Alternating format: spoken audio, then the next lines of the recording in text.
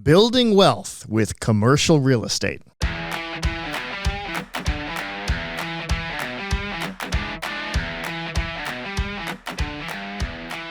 You are listening to Home Sellers Advantage. I'm Aaron Zapata, your co-host. And I'm Todd Anderson, your other co-host. We are the Bald Brothers team at Impact Properties, and we are here to give you the Home Sellers Advantage. You can find us online at www.baldbrothers.tv. Again, that's baldbrothers.tv. Or you can call us at 833-305-BALD. That's 833-305-2253. Give us a call today. We are rounding out the end of January here as we publish this broadcast. Todd, welcome back. Welcome back, Aaron. We are rounding out the end of January. I said in a previous episode, we were halfway through January. We were at 1/24th of the way through the year, and we are now 1/12th, just about 1/12th of the way through the year. Does that mean anything to anybody that's watching right now? I don't think so. Not really, other than our last episode. You'll want to make sure, if you didn't get it, our last episode, we did talk about whether it's a good time to sell. Yes. And January, you'll have to tune into that one, but January is actually a good time to sell. In fact, you and I have taken already 5 listings this year. Yeah. This month. Of course, it's the one and the same. Okay. So hopefully it's not going to be 5 listings for the whole year. Right. But we've taken 5 this month. We've got 5 this month, yeah. And we're releasing them 1 week at a time. Yeah. And so 1 a week. We've had a pretty good run rate. We've got one that's in escrow going to close. We've got another one that has now multiple offers on it. We'll be presenting those offers to the seller tonight. And you had a great conversation with an agent who called us on that property today. Yeah. How did that go? Yeah, he said, well, I have in my records that this home has been on the market for 4 days, and it says that your offers are due today. He said, is that just? He said, in my area, are homes just really selling fast in that area, or are they really determined to sell? And my kind of smart aleck remark to him, I said, no, that's just the way we do things. And then I backtracked because it sounded a little bit cocky. But yeah, he was unfamiliar with selling homes that quickly with multiple offers. Well, and we're going to save this for the next show, but we're going to talk about different pricing strategies. Yeah. Because there's 3 pricing strategies, really. And just to give you a hint on something that's coming, is there's the aspirational price, which is what you hope for. Then there's the perceived value, which is where you think it's at right now. And then there's the advantageous or the advantage pricing. And we're going to go into that in more detail because that's how we get offers. That's our system. Yeah. That's right. Well, that is not today's show. No, we're not talking about that. We are talking about building wealth through commercial real estate. Todd, let's define commercial real estate. What is commercial real estate? Commercial real estate is real estate that you sell in the, when you're watching television and you try to sell real estate at commercial break. Is that what commercial real estate is? No. So commercial real estate is it's actually a wide range of things. But when it comes to, if you're talking about residential is 1 to 4 units. Commercial is anything above 4 units when it comes to a living space. But of course, there's also industrial, there's retail. It encompasses a wide gamut of property and structure types. And that's what we're going after here. If you guys are new to our show, we're the Bald Brothers team. You can go visit us online at baldbrothers.tv. Yep. Baldbrothers.tv. You can also call us. We have a call center that is available 24 hours a day. They'll take your name and number, and they'll get back to you. And we will get back to you. One of the Bald Brothers, either myself or Todd, will call you.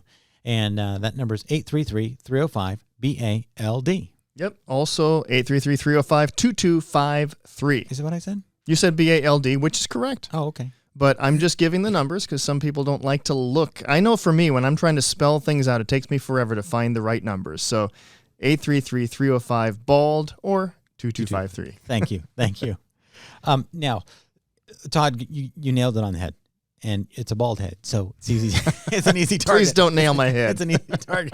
It's an easy target. But here's commercial real estate is all things other than 1 through 4 units. That's right. Residential. That's the easiest way to say it. And so, we've got multifamily, We've also got industrial buildings like tilt-up buildings, which are super popular here in Southern California, pretty much all throughout the logistical world, where people had needed warehouses to store stuff, to ship things through Amazon or whatever. Amazon has lots and lots and lots of warehouse space. Those are called tilt-up industrial, light industrial. And then we have Class A office structures, Class B office structures. Then we got retail shops and centers. But we're going to focus in on 2 today. Primarily multifamily. Yep. Because if you want to build wealth in this country, owning multifamily has been historically a great way to go. They call it mailbox money. Yeah. It's when you simply own the property, and when you own a larger piece of property, you typically have a property management company, somebody that takes care of it for you. And so all you have to do is walk over to the mail and get the check. Yep. So they just call it mailbox money. Yep. So we're going to talk about that. Not so much physically in the mailbox these days, but you get the gist. Exactly. We're in the age of the digital economy, but yes. Now it's, what is it? Open the app on your phone, phone box money. I don't know. I mean, it's like, there it is. You can't even say you've got mail because that's antiquated. Yeah. You have aged yourself. That's right. Okay. So if you understand that, that reference though, congratulations. You are born in the 70s. Yeah. So let's talk about multifamily. Okay. So typical first-time investor is going to typically buy 4 units. Yeah. Now, that's technically not considered commercial, but let's start there. Okay. Because as you're building your wealth, you want to be able to start what you can afford. And if you're doing the real popular way right now called house hacking, with a 1 to 4 units, you can actually live in one. Yep. And if you can live there, when you buy it, you get preferred financing. You get owner-occupied financing. And our government has some amazing loan programs out there right now that will allow you to get into a 4-plex with just 5% down, so long as you're living in it. Yeah, if you're living in it, and then you finance through having renters and the remaining units. That's right. Because a typical investment property normally will require you to have 25% down. Correct. Yeah. Correct. And so think about the difference. I mean, right now in Orange County, if you're going to buy a 4-plex, it's going to run you probably 1.2 to $2 million, depending on where it's at. Yeah. So for simplicity's sake, I'm going to use a $2 million number because it seems like a lot, right? But if you need 25% down on a $2 million property, you need $500,000. $500,000, yeah. And then you're going to borrow the rest. And then hopefully, the rent that you collect on the other 3. Yeah. Well, in that case, right, in this situation that we're talking about, you live there and the other 3 are rented. Hopefully the other 3 are going to rent out and cover that cost of mortgage. Now, if you're an investor and you're building wealth, you don't want to just invest for long-term appreciation. You need to invest for cash flow. Yep. You need to have positive cash flow. That's rule 101 when it comes to commercial real estate. Some people think, well, I'm losing money every month, but I'm going to make it up in the end because I've got great appreciation. It's not too smart. Yeah. It's possible, not the best. And remember, we're not giving you legal advice or real estate advice because you are not our clients. So we're just speaking from experience that we've had over the years. And you know how they can get real estate advice if they become our clients by calling 833-305-BALD. That's right. Or going to baldbrothers.tv to find out more. And you can sign up, by the way, on our mailing list and to get regular correspondence from us as well. But go ahead, take it away. Keep on going with where you are. Thank you. But great interruption there. I mean, that was superb. That was the best like segue. Sorry, interruption is kind of rude, but I love you, brother. All right, so we've got multifamily. Going back to the example, but if you only need to put 5% down, in this scenario, assuming all things work out, you could get in for $100,000. Yeah. Right? Yeah. Well, no, 5% on $2 million? Yeah. Yeah. $100,000. So that's a lot different than $500,000. Yeah. Again, if the property cash flows, if you have a great credit score, if you've got the income, because the drawbacks of buying 1 to 4 is that you personally have to have income to qualify. Yeah.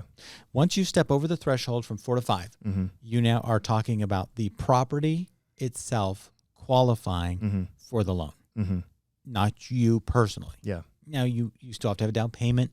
You still have to have a good credit score. You still have to have your own income, but they're primarily looking at the units. do the unit's cash flow. But now you're into that 20-25% range on the down payment. There's some programs out there that might get you in for 20, but let's just assume 25. So you have to have that. Yeah. But if you're going from a $2 million fourplex to a $2.5 million fiveplex, now the bank is looking at the overall units. Yeah. Do the 5 units that are rented, because they're not going to assume that you're living there, do the 5 units that are rented cash flow the loan payments? Yeah. So that would then, if you're in that qualification, the barriers to entry are a little bit different than what the barriers to entry are for the traditional person who's purchasing for themselves or purchasing an investment property, because it's based off of the property itself. And that really changes the ability for people to get in, doesn't it? Because you may also have the possibility to have an investor come in and front you for that when it comes to that, and it's not all based off of your credit rating and your income and all of that. Yeah, absolutely. So I want to talk now. I'm going to just move our attention a little bit, because those are the stepping stones. I'm living there. I am buying it, and I'm going to have minimum down, and then that's going to appreciate. I can refinance, or I can move out eventually, and then go buy another one and move into another one. I mean, you can do that multiple times. Or I'm going to buy the 5 units or more, and we're going to have a good down payment. Another way to do that is, let's say you want to get started in the apartment business, but you don't have you don't have that kind of money. Yeah. But you kind of like the idea, but you don't have time. You don't want to manage anything. You really just want to see the money that you have in your bank account go further than it's going now. You can do that through apartment syndication. Now, there's an amazing amount of books, videos, tutorials online that you can read and listen to, seminars you can go to on how to invest in apartment syndications. But let me explain what a syndication is from an apartment standpoint. If you've got $50,000, you can typically qualify to be a part of a syndication in some level. There's whole legal ramifications on what kinds of syndication and who you give their money to. So that's a whole nother episode altogether, and you should talk to an attorney about that. But let's say you got 50 grand and you want to invest in real estate, but you don't know where to buy. And you find out about these guys. These guys are going to go out and they're going to buy 200 units, let's say in Texas. And they have secured a bank loan for, let's say, 60% of the property, but they need to raise the other 40%. And so they go out to their friends and family and people in their database and they say, hey, we have 200 units under contract. We've got 60% of it covered by a loan. We need to raise the other 40%. Oh, and by the way, because we do this all the time, we also have 10% of the money. So now we only need to raise 30. Okay, we're going to raise 30% of the money. And then after 5 to 7 years of owning it, after rehabbing it, after improving it and bringing up the rents, we're going to turn around and sell it, and we're going to make a great profit. And you think, wow, that sounds good. What do I need to get started? Well, those are the guys that typically will take your money and they will put it into purchasing multifamily. That process is called syndication. It is breaking up that 30% that they need, and they're dividing it among people who invest, and then all those people have a minority interest in the company that purchased the apartments. Okay, they're actually not purchasing the apartments. Yeah. Key factor. And so the company is the one purchasing the apartments. Yeah, and you're buying into and this, you're buying into this the company, which syndicate, which is typically an LLC. And you're buying into it. And sometimes you get money every month, sometimes you don't. Sometimes you get it all at the end, sometimes you get it a little bit up front, a little bit in the middle, a little bit at the end. Yeah. But typically, those guys want to, if they can, give you a rate of return equal to about 50 to 100% on your money within 5 to 7 years. They want to double your money. Yeah, 2x at the end of more. So by the time you get to the end of the investment period, the goal will be possibly up to 2x your money. Yeah, and that's all stipulated ahead of time what the goals are. Absolutely, and so you have to be very careful. You don't want to give your money to people that have never done this before. Yeah, you don't want to give your money to people that have a bad track record of losing money on properties. and you just want to vet that situation out very, very, very well. Yeah. So this is different from what right before you introduced this, I was talking about the fact that your barriers to entry, when it's above 5 units or more, you can secure money from an investor, and it's based off the property. This is now flipping it around, where you are the investor. You don't actually have ownership. You're investing in this syndicate that has an investment schedule that has this returns at the end of the period. Yeah. And when you're putting up your 50 grand or your 100 grand, you are basically getting not even a percentage, but a unit of the LLC profits when they turn around and sell that property. Okay. So that's syndication, and that's a great way for people that don't have the time to travel or care for property, but kind of like the idea of real estate. Because God is not making any more land. We've kind of seen that. It's been set in stone for a long time. And the human population is growing. Other than development on their nearest asteroid. That's true. That's true. And the human population is continuing to grow. And so housing as a standard is going to continue to rise in value as long as nothing dramatically changes. Now, we're in California. We actually see a declining population here in California. And so it's quite possible that apartments and rents could come down, rental prices could come down, and this strategy may not be the best if you're looking at what's happening in California. Yeah.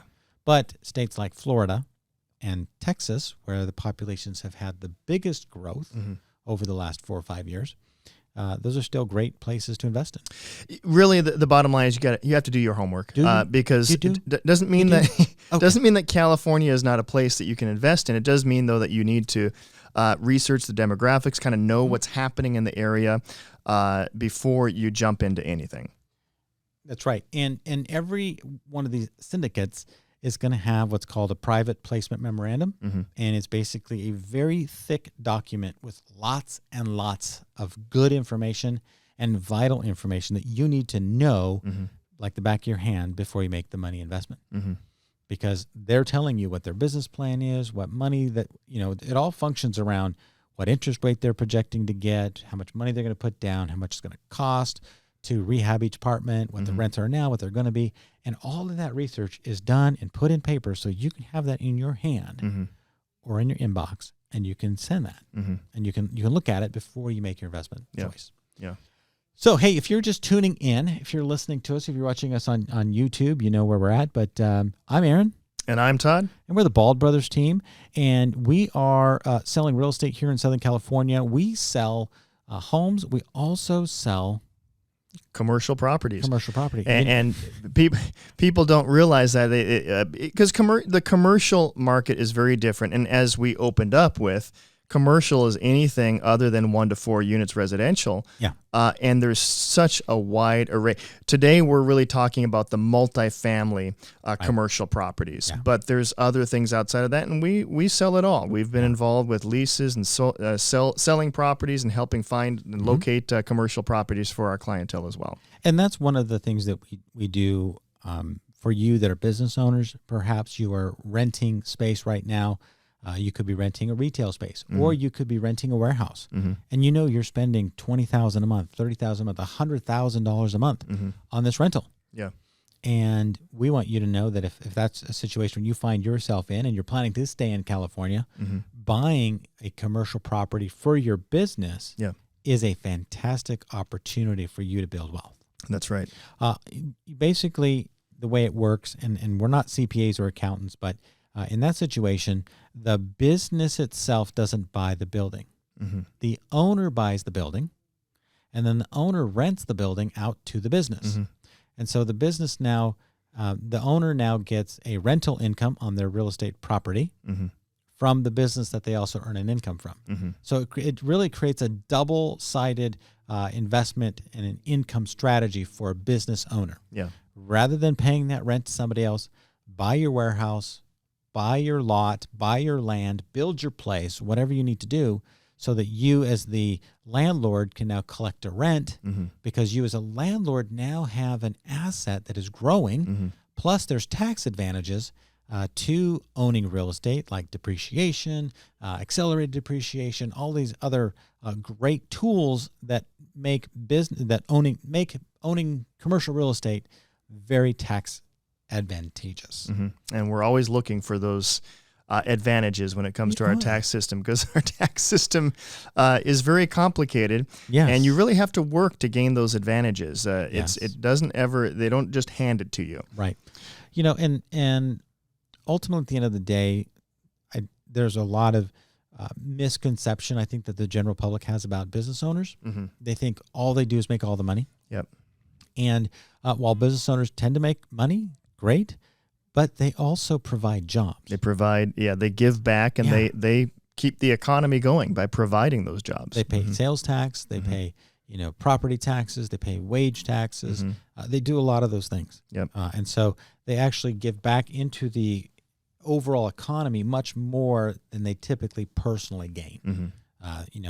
They can make a lot of people a lot of wealth. Yeah. Just by having them in their employment. Yeah. And so, anyways, just a thought on commercial real estate. Yeah. Today. And really, this episode, this is not everything commercial real estate. We're just barely scratching the surface, but this is just a matter of introduction to some of the possibilities that I think many of our listeners should be aware of that extend beyond just private home ownership. There's a lot to real estate that can benefit you. And if you are interested in knowing more about the investment possibilities with commercial real estate, we are always working on this as well.